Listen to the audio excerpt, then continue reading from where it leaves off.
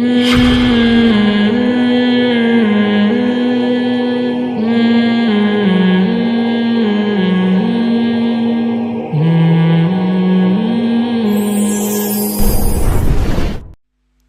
بات یہ چل رہی تھی کہ اس دلائل جو ہے نا، دلائل، یہ جو ملحد لوگ، ایتھیس لوگ اور اسلام دشمن لوگ کہتے ہیں یہ تو آسمانی مذاہب کا آپس میں اختلاف ہے، پہلے یہ تو کسی ایک بات پہ جمع ہو جائیں.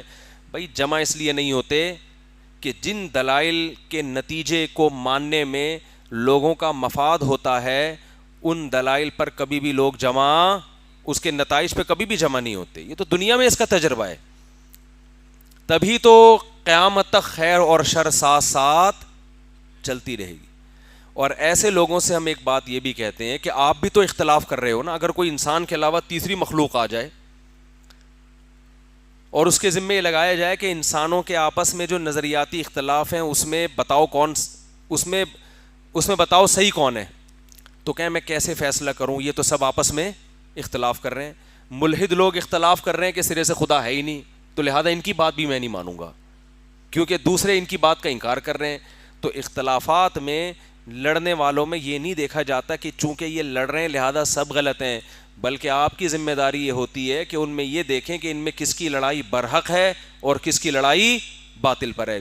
اسی سے یہ بھی نکل آیا کہ یہ جو فرقے اسلام میں بنے ہوئے ہیں آپس میں، بعض غیر مسلموں سے ہماری بات ہوئی، وہ کہتے ہیں یار تمہارے سب قرآن و حدیث کو مانتے ہیں مگر پھر آپس میں مسلمانوں کا پتہ ہی نہیں چلتا کون سا فرقہ صحیح ہے کون سا غلط ہے.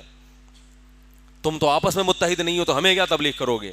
اس کا بھی یہی جواب ہے، بھائی جو بھی قرآن و سنت مانتے ہیں تو یہ ضروری نہیں ہے کہ ہر ایک دل و جان سے مانتا ہو. بہت سے لیبل لگا رہے ہوں گے مانیں گے نہیں. تو جہاں آپ کی یہ ذمہ داری ہے کہ آپ یہ دیکھیں کون سا مذہب درست ہے، وہیں آپ کی یہ بھی ذمہ داری ہے کہ آپ یہ بھی دیکھیں ان مذہب میں جو مختلف فرقے ہیں ان میں کون سا فرقہ درست ہے. یہ بھی آپ کی ذمہ داری ہے.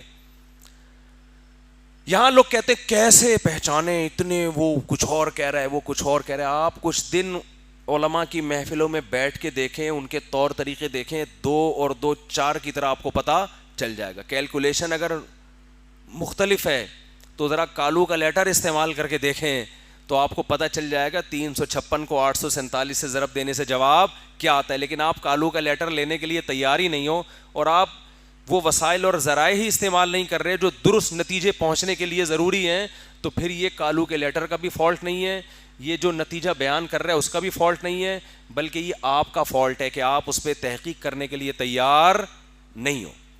سمجھ میں آ رہی ہے بات کہ نہیں آ رہی ہے؟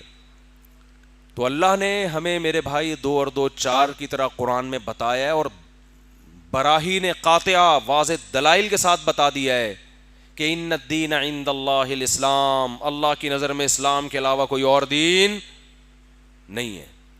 تو آپ کے پاس نجات کا راستہ اس کے علاوہ ہے نہیں، اور اسلام نے ہمیں واضح طور پہ بتا دیا.